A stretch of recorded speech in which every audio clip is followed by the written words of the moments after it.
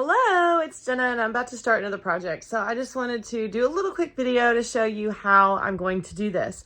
So first and foremost, my house does not have central AC. It has these portable AC units, which as you can tell, take up a lot of the window space with real estate.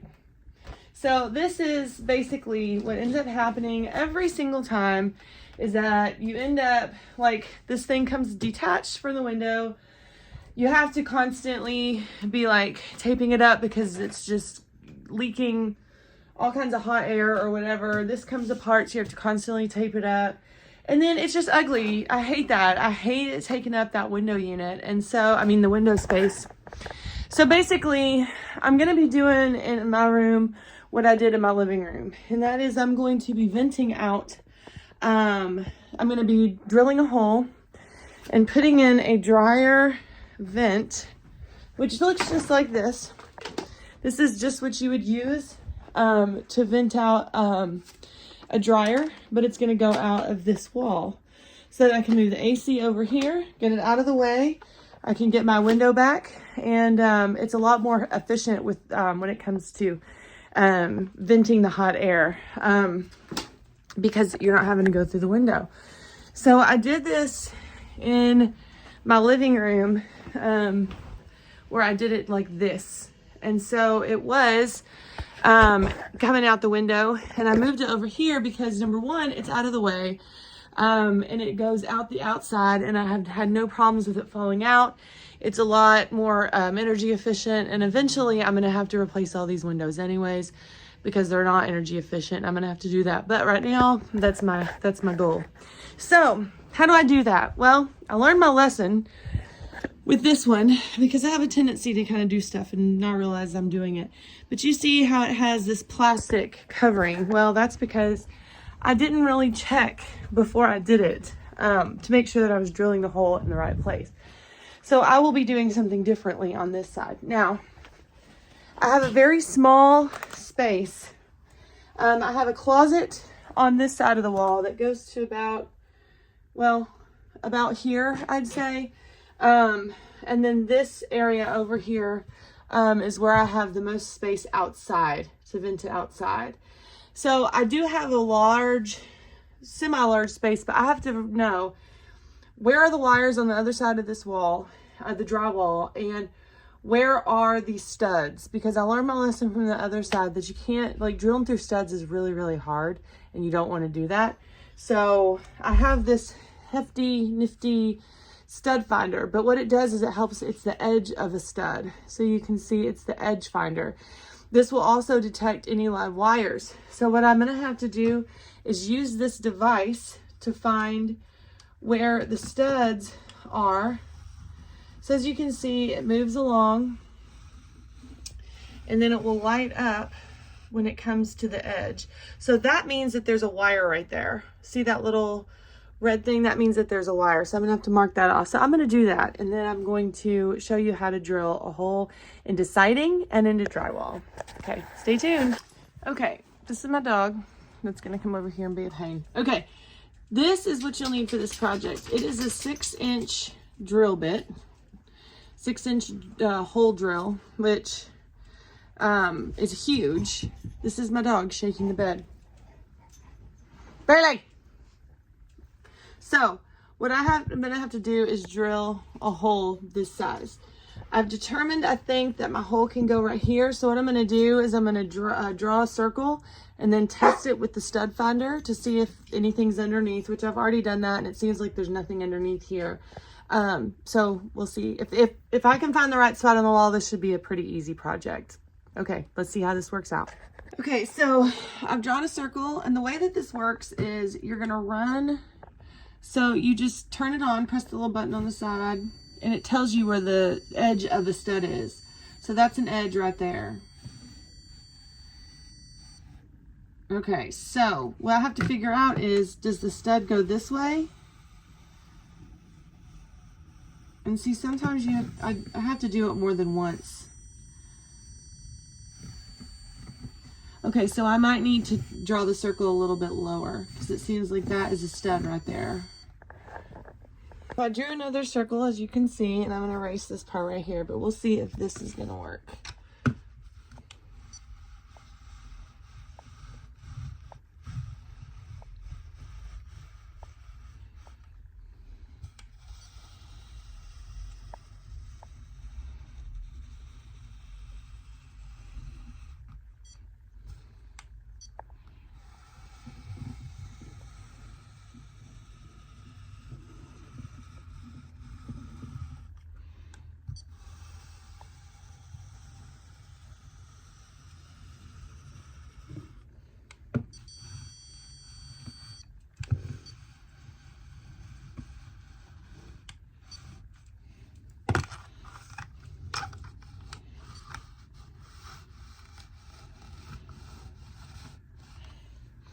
Okay, so I have, with this thing, you kind of have to run it over a couple of times just to make sure, because sometimes it'll pick up on something and then other times it won't in the same spot. So I had to go over, but I think that this hole right here is going to be a safe bet. So we're going to drill in and see how this is going to work out. And we have success. So let me just tell you, this is so much easier than the last time I did this. I learned my lessons about drilling holes this size into drywall. So first of all, you have to go really, really slow with the drill. And because if it snags when it's trying to drill a hole, it will break your arm in half. And I learned that the hard way. It did not break my arm in half, but it almost did. The other trick is to don't drill clockwise, drill counterclockwise. And then just don't go full force with it. Just do it enough. And when it starts to give or it hits a snag, stop. And then correct. Once you get through the drywall, it's pretty easy. I took out some of this fiberglass, but I left all the rest of that insulation in there because we will need it. So now what I'm going to do, and this is kind of the tricky part, is one of the things that this drill bit does have in it is a middle drill. So what I want to do is try to get through to the other side with a hole on the other side of this siding, because I need to know where I need to drill on the other side when I go outside. So as long as I have the center hole or something that shows where the center hole should be, it should be pretty simple. And again, when it comes to siding, you have to go counterclockwise because you don't want to go the direction of the teeth, because that's a quick way to get it snagged and it will take your arm off. So we'll see. But let me just tell you, the first time that I did this on the other side, I just drilled a hole and it was the wrong place, and then I had to drill another. It was a big fat mess. So this is just so much easier. So we're going to see if we can't get that middle drilled in and see if we can't go ahead and get the other side. And then it should be just a matter of putting that vent right on in there and everything should be good. So we'll see.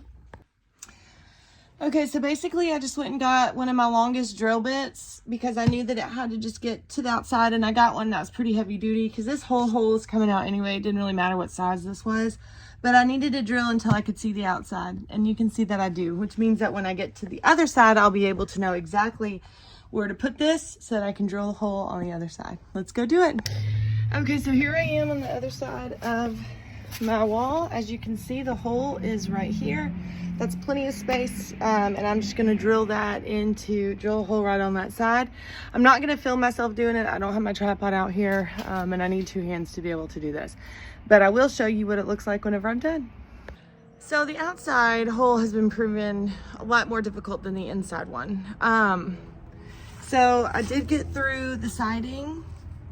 I'm gonna have to cut that siding off because it just would not, I mean, it would bend a little bit, but so now I'm just working on the exterior wood, and it just takes persistence. I'm still drilling counterclockwise because I just don't have,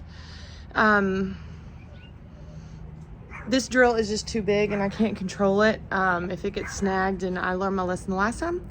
So it just kind of takes persistence and just working until you get it cut. I mean, I've been working on it only about 5 minutes, so it's not like, you know, I've been doing this all afternoon or anything, but I did have to stand up because my legs were starting to get tired. So, yep, persistence. Yeah, so the drill reared back and just popped me right in the arm. So that's gonna be a bruise tomorrow. It's already starting to be a bruise. But I'm probably not wearing the right gear for this, but that's okay. It didn't really hurt that bad, but that's what happens. So I've gotten through almost the entire thing, and I'm taking a little bit of a break, but then I gotta go back because now I've almost put a hole in my wall, so I need to finish before it starts to get dark. Okay, well, I finally got through, and I did it without cussing, at least except for just once. The very last part is the most frustrating part. So here is the vent once it's through. So now I'm just going to put this up against the vent. I'm gonna show you what that looks like. So this is what it looks like on this side. Now, what I'm gonna do, that's just tape from the previous vent. From the previous thing that I had it hooked up to. I'm going to get a cover. They have a cover that you can screw into the drywall and make it look a little bit nicer than that, and then erase the pencil marks, but that's that. Now let me show you what it looks like on the other side. And this is what it looks like once the air conditioner is turned on. So, that, and it's blowing the hot air outside. Now, I have my window back. I'm very excited.